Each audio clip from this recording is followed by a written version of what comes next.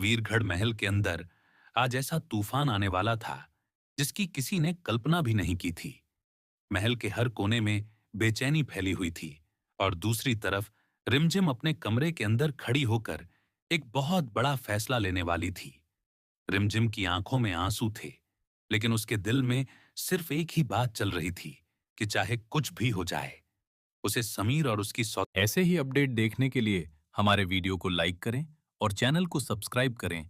अगर आप भी रिमझिम से प्यार करते हो तो कमेंट्स में आई लव यू रिमझिम और ई सपोर्ट रिमझिम जरूर से लिखना। सौतेली बहन परी को एक करना ही होगा, क्योंकि रिमझिम को हमेशा से लगता था कि समीर के दिल में नफरत नहीं, दर्द छुपा हुआ है। और अगर वह दर्द खत्म हो जाए तो समीर फिर से पहले जैसा बन जाएगा। लेकिन रिमझिम यह नहीं जानती थी कि वह जो कदम उठाने जा रही है, वही कदम उसके और समीर के रिश्ते को बर्बाद कर देगा। रिमझिम धीरे धीरे कमरे से बाहर निकलती है और सीधे मंदिर के पास जाती है, जहां परी अकेली बैठकर रो रही होती है। परी की आंखें लाल हो चुकी थीं, क्योंकि उसे हमेशा यही लगता था कि वह इस महल के लिए बोझ है और समीर कभी उसे अपना नहीं पाएगा। तभी रिमझिम परी के पास बैठ जाती है और उसका हाथ पकड़कर कहती है कि परी, अब समय आ चुका है कि इस घर की सारी दूरियां खत्म हो जाएं और मैं तुम्हें इस घर का हिस्सा बनाकर रहूंगी, चाहे उसके लिए मुझे कुछ भी करना पड़े। यह सुनते ही परी घबरा जाती है और कहती है कि भाभी सा, आप ऐसा मत कीजिए। अगर समीर जी को पता चल गया तो वह बहुत गुस्सा हो जाएंगे। लेकिन रिमझिम मुस्कुराकर कहती है कि कभी कभी रिश्ते जोड़ने के लिए बड़े फैसले लेने पड़ते हैं।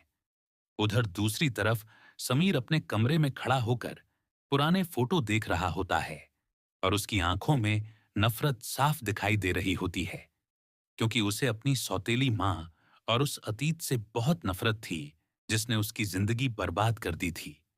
तभी मोहिनी सा धीरे धीरे उसके पास आती है और कहती है कि समीर, मुझे डर लग रहा है। रिमझिम कुछ ऐसा करने वाली है जिससे तुम्हारे घर की इज्जत मिट्टी में मिल जाएगी।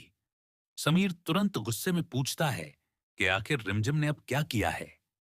तभी मोहिनी सा चालाकी से कहती है कि मुझे लगता है वह परी को इस घर की बहू बनाना चाहती है, और अगर ऐसा हुआ तो तुम्हारे सारे वसूल खत्म हो जाएंगे।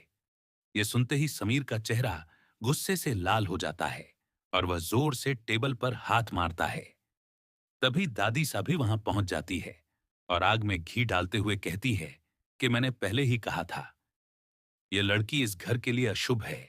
पहले उसने तुम्हारी जिंदगी में दखल दिया और अब तुम्हारे फैसलों के खिलाफ जा रही है। अगर आज तुमने उसे नहीं रोका तो कल वह इस वीरगढ़ महल पर राज करेगी। समीर की आंखों में अब सिर्फ गुस्सा दिखाई दे रहा था और वह तुरंत कमरे से बाहर निकल जाता है। उधर रिमझिम अपने छोटे भाई को बुलाती है, जो रिमझिम की हर बात मानता था। रिमझिम उसे समझाती है कि अगर उसकी शादी परी से हो जाए तो समीर धीरे धीरे परी को अपना लेगा, क्योंकि रिश्ता मजबूरी में ही सही, लेकिन बन जाएगा। छोटा भाई पहले थोड़ा डरता है, लेकिन फिर रिमझिम की खुशी के लिए मान जाता है। रिमझिम खुश हो जाती है और सोचती है कि अब सब ठीक हो जाएगा, लेकिन उसे बिल्कुल अंदाजा नहीं था कि यह फैसला आने वाले तूफान की शुरुआत है।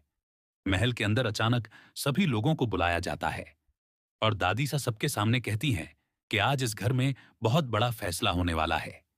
तभी रिमझिम आगे आती है और कहती है कि हाँ, आज मैं एक ऐसा फैसला लेने जा रही हूं जिससे इस घर की नफरत खत्म हो जाएगी।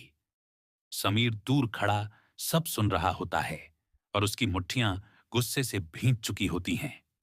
तभी रिमझिम सबके सामने कह देती है कि मैं अपने छोटे भाई की शादी परी के साथ करवाना चाहती हूं, ताकि यह घर फिर से एक हो सके।